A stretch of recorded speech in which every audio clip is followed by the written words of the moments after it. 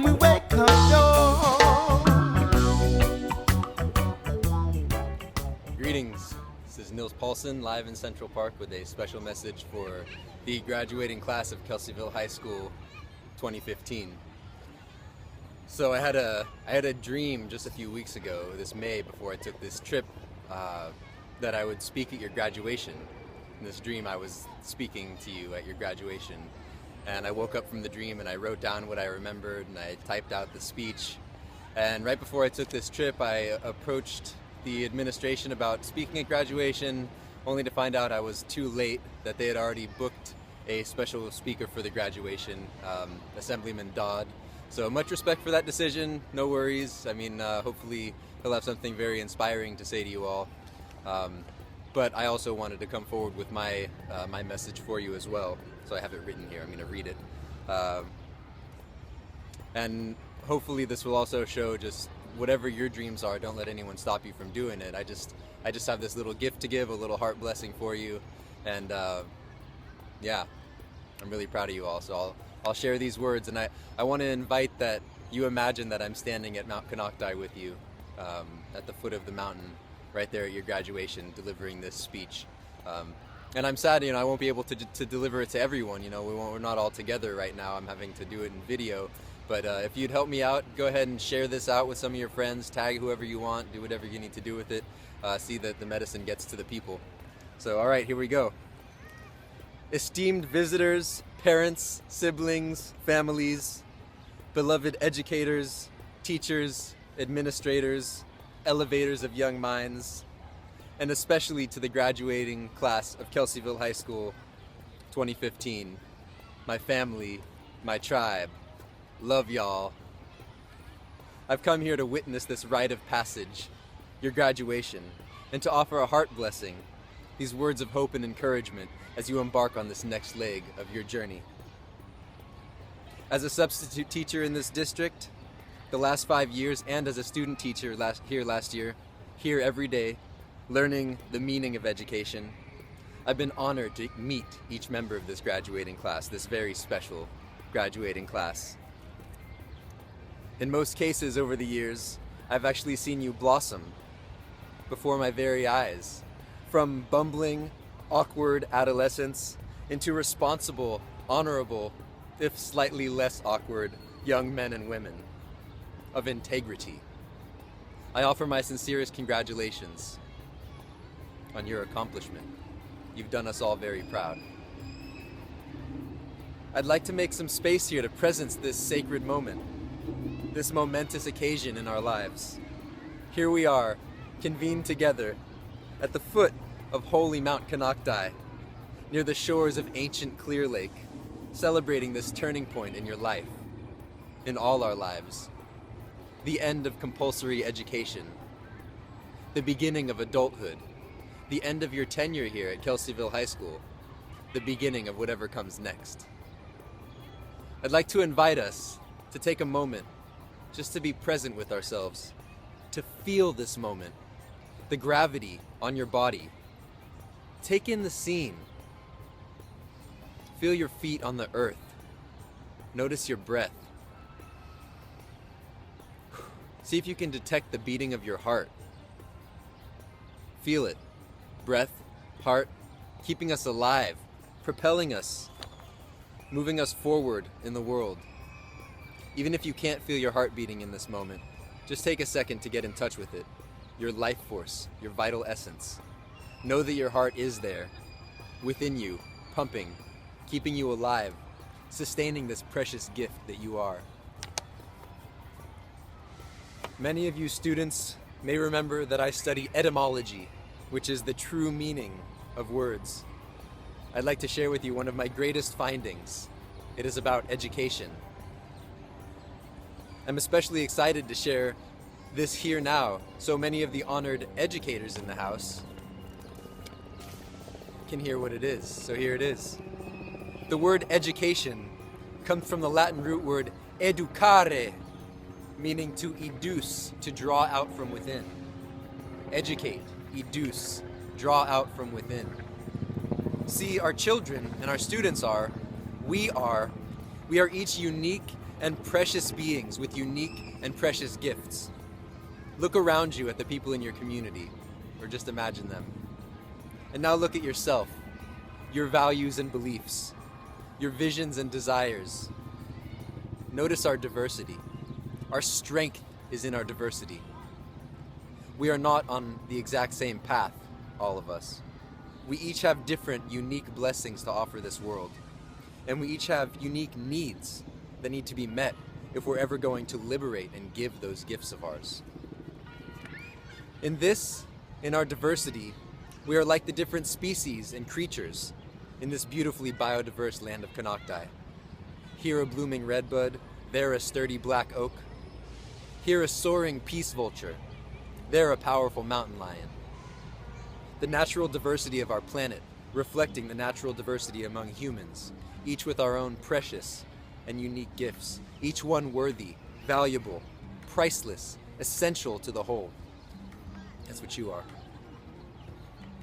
As we all go about our lifelong educational journeys, parents, teachers, students, we would do well to remember that to educate is to educe, to draw out from within. Education is not about taking a clean slate and marking it up, or taking an empty glass and filling it. It's not about cramming facts into our precious brains and later testing our ability to mindlessly regurgitate those facts. Education is much more than that. Education is about nurturing the seed of potential within each of us. It's like carefully tending a plant, giving it water, giving it the nutrients it needs in the right proportion, giving ourselves the physical, the mental, the spiritual nutrients that we need in order to thrive. Here it bears noting that education, at least hopefully, does not stop with our graduation. It can even be argued that now that you've made it through this initiation of public schooling, your real education can begin. What was that Mark Twain quote? I never let my schooling interfere with my education. We are not done. We are perhaps never done. Today, we are just leveling up. And if we want to win, really win, it will require each of us stepping up and taking charge of our own education.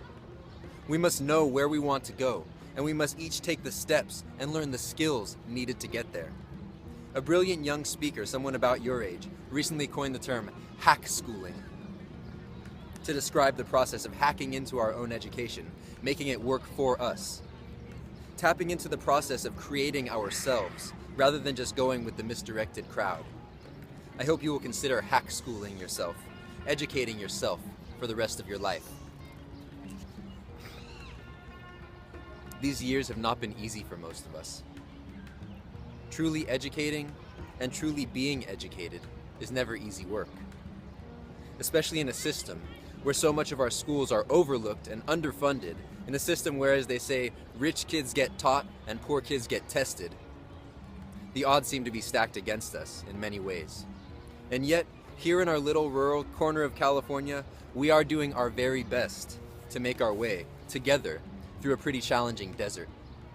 These educators really care. I believe it. These students are very capable, and it shows. Look at these graduates. It shows. Certainly, the institution of education in our present culture of distraction is not given the respect or the public resources it's due. Teachers in other countries are treated with great respect and compensated accordingly as well. Because really, what job is more important? I asked to speak here today because as a visiting educator who has traveled the world and as a member of this Konocti community, I am truly amazed, truly in awe of the people here, in awe of our resilience and strength and beautiful vitality, even in the face of the great challenges that we see as a community. I'm in awe of the caliber of educators that exist in this community, working daily miracles with such limited resources, inspiring young people to grow, to be their best selves, to strive, to excel. And I am in equal awe, perhaps greater awe, of the caliber of students that I've met here, the future of our country and our community, the intelligence, the humor, the creativity and sensitivity, the strength of character you've shown. You've impressed me deeply. You have affected my life. I'm in Central Park recording a speech to you guys because of how much you've affected my life. I have a special relationship with this graduating class, no doubt. Many of you were in my first ever class as a student teacher last year as I practiced under the guidance of Mr. Carrier. The rest of you saw me around campus, subbing, building up my chops as an educator and a speaker. Y'all are the characters in the world from the year I started to teach, all of you. And I promise, it's not just nostalgia that's prompting me to say this. You guys are awesome. Parents, families, you must all be very proud of these young men and women. I'm sure proud of these young men and women, not just my students, but my brothers and sisters in community, in this town, in this watershed, on this planet, in this tribe, in this family that includes us all. So seriously, let's give these graduates a round of applause. Okay, everyone's applauding you. Now, I'm almost through, but this next part has to be said as well. I would be remiss in my duty as an educator if I just said you guys are awesome and took a bow and called it a day. Nah. Because as awesome as you are, as awesome as we all are, there is something else I would like to educe. Most of us here, regardless of our age, share an intuitive sense that we are living in epic times, that we have been born into an era of great change, a time of great transition. The challenges we face as a people are beyond political. They are ecological, planetary, universal. I'm not attempting to convince you of anything or sell anything. I'm speaking to that within you which already knows. We have great work to do in this lifetime. As our graduates will soon learn, we will always have daily responsibilities to balance, bills to pay, households to maintain, perhaps even mouths to feed. But if we aspire to thrive in this world, even to survive in this world, really, we must also remember this primary responsibility we have to our beating hearts, our responsibility to all living things. As Dr. Martin Luther King reminded us time and again, all life is interconnected. In his words, quote, "In a real sense, all life is interrelated.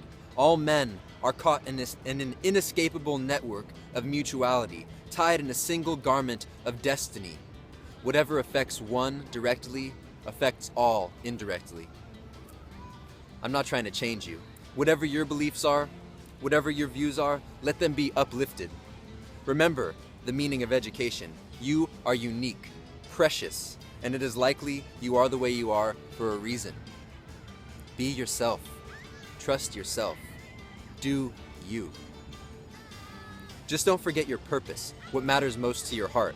And please remember also the many intimate ways in which your fate is tied to the fate of those around you, the fate of your wider human family and the community of life.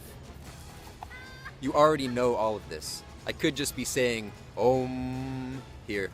I could just be saying love and gratitude. The universe is expanding perfectly, and you are doing a great job of being you. I just hope you remember to let your heart be your guide.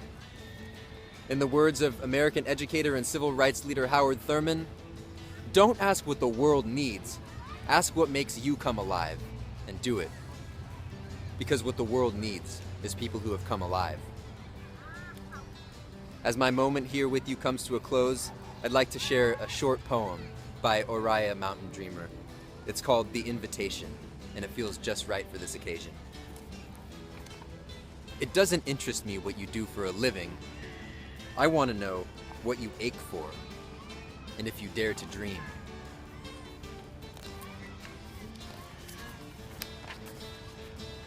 Of meeting your heart's longing. It doesn't interest me how old you are. I want to know if you will risk looking like a fool for love, if you dream for the adventure of being alive. It doesn't interest me what planets are squaring your moon. I want to know if you have touched the center of your own sorrow, if you have been opened by life's betrayals, or if you have become shriveled and closed from fear of further pain. I want to know if you can sit with pain, mine or your own, without moving to hide it, or fade it, or fix it. I want to know if you can be with joy, mine or your own. If you can dance with wildness and let the ecstasy fill you to the tips of your fingers and toes without cautioning us to be careful, to be realistic, to remember the limitations of being human. It doesn't interest me if the story you're telling me is true. I want to know if you can disappoint another to be true to yourself. If you can bear the accusation of betrayal and not betray your own soul. If you can be faithless and therefore trustworthy. I want to know if you can see beauty, even when it's not pretty, every day, and if you can source your own life from its presence. I want to know if you can live with failure, yours and mine, and still stand at the edge of the lake and shout to the silver of the full moon, yes! It doesn't interest me to know where you live or how much money you have. I want to know if you can get up at the night of grief and despair, weary and bruised to the bone, to do what needs to be done for the children. It doesn't interest me who you know or how you came to be here. I want to know if you will stand in the center of the fire with me and not shrink back. It doesn't interest me where or what or with whom you have studied. I want to know what sustains you from the inside when all else fades away. I want to know if you can be alone with yourself and truly like the company you keep in the empty moments. Graduates of Kelseyville High School, this is your life. We may or may not know or think we know what will happen after this life. What we do know is that we are alive now and that death comes to all, often without warning. The ancient mystic Gautama Buddha taught that of all footprints, that of the elephant is supreme. Of all mindfulness meditations, that on death is supreme. I think what this means is that it's worthwhile for us to recognize that our lives will end. This can inspire us to live our lives more fully.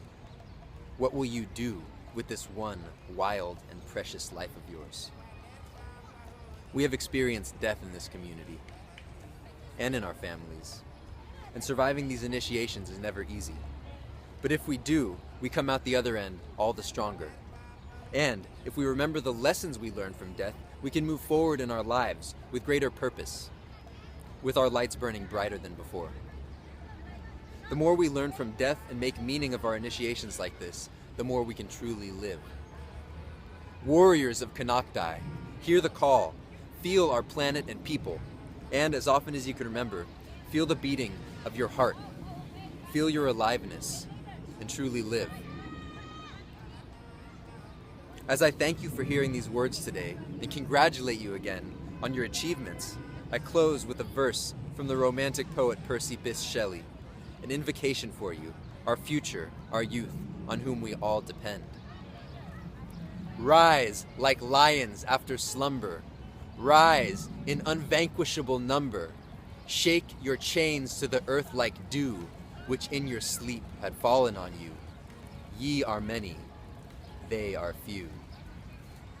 Thank you. Much love. Consciousness, this internal bliss, moving like the wind, gonna rise it up again, ja. Consciousness, this internal bliss, moving like the wind, gonna rise it up again, ja. Consciousness, this internal bliss, moving like the wind, gonna rise it up again, ja. Consciousness, this internal bliss, moving like the wind, gonna rise it up again, ja. Oh, we're rising, oh, we're rising, oh, we're rising.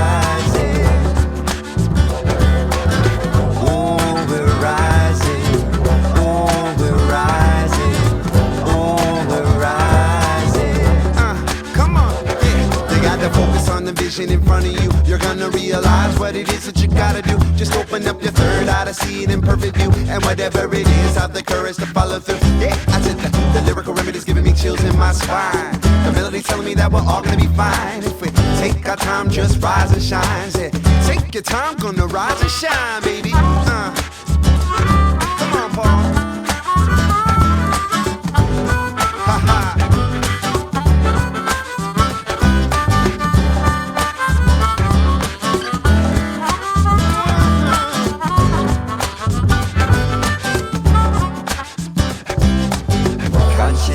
This internal gonna rise it up again, ja. Consciousness, this internal bliss, moving like the wind, gonna rise it up again, ja. Consciousness, this internal bliss, moving like the wind, gonna rise it up again, ja. Consciousness, this internal bliss, moving like the wind, gonna rise it up again, ja.